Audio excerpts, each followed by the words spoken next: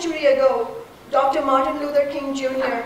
fought for a living wage at the March on Washington, where 250,000 people, many black workers, demanded their rights. They called for $2 an hour. In today's dollars, it is the same number. Dr. King and his movement had launched the first fight for 15 at the same time that they fought against the brutal racism of Jim Crow. We are following in their footsteps. With this vote, Seattle will become the first major city in the United States to win a $15 an hour minimum wage. Our victory comes less than 6 months after the launch of 15 Now, after the election of the first socialist to the city council in 100 years. We have built upon the work of labor in Seatac on the growing movement of the fast food workers, which began in New York 1 year before. We have worked alongside organized labor in Seattle, who have campaigned continuously for 15. We forced the city establishment to lift the wages of 100,000 low-wage workers in Seattle, to transfer $3 billion from business to workers at the bottom of the wage scale over the next 10 years. We did it. Workers did this. That's right. Yeah.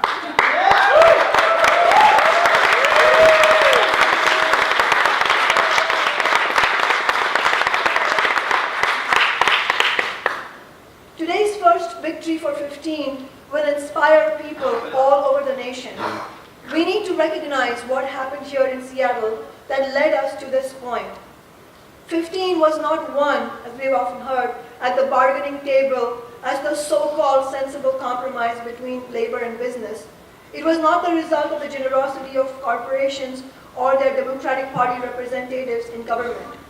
What was voted on in the City Council, or what will be voted on, is a reflection of what workers and the labor movement have won on the streets over this last year. In 15 Now, groups of workers and activists met weekly, held mass conferences and debates, organized rallies, and engaged thousands of people around the city about the need for a living wage. We won the public debate. In a recent poll, 74% of voters now support 15. We defeated the arguments of business in the corporate media. Let this be our guide. At every stage of this struggle, corporations and their representatives have sought to undermine our efforts, and future victories will also depend on the organization, just like we've done here, of working people fighting for our interests. This is also why we need an alternative to the two parties representing business. Despite the Democratic Party posing as a progressive alternative to the Republicans, we can see in Seattle how it was only with the election of a socialist that the establishment was forced to pass real gains for workers.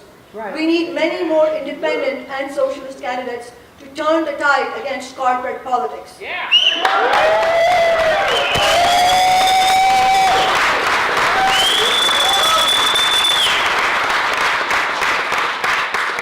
Our victory is not complete, but we have fought until the last day, the last hour, against all the loopholes demanded by business.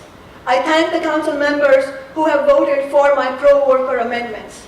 We will come back to the questions of tip credit, the long phase-in, the training wage.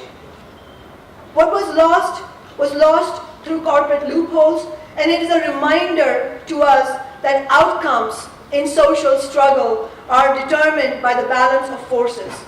It is a reminder that we need to continue to build an even more powerful movement, a movement strong enough to overcome the counterattacks from business, a movement that goes on from 15 to win further gains to address the stunning income inequality workers face, that will fight for rent control, taxes on millionaires and big developers, and full funding for all public services.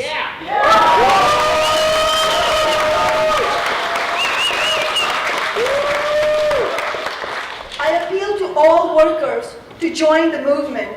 The attempts of business to undermine 15 will continue well after this vote today. They may submit legal challenges, they may challenges at the ballot, they may wait for their moment to make the temporary tip penalty permanent. That's right. But Today's message is clear. If we organize as workers, as the labor movement, with a socialist strategy, we can tackle the chasm of income inequality and social injustice. 15 in Seattle is just a beginning. We have an entire world to win.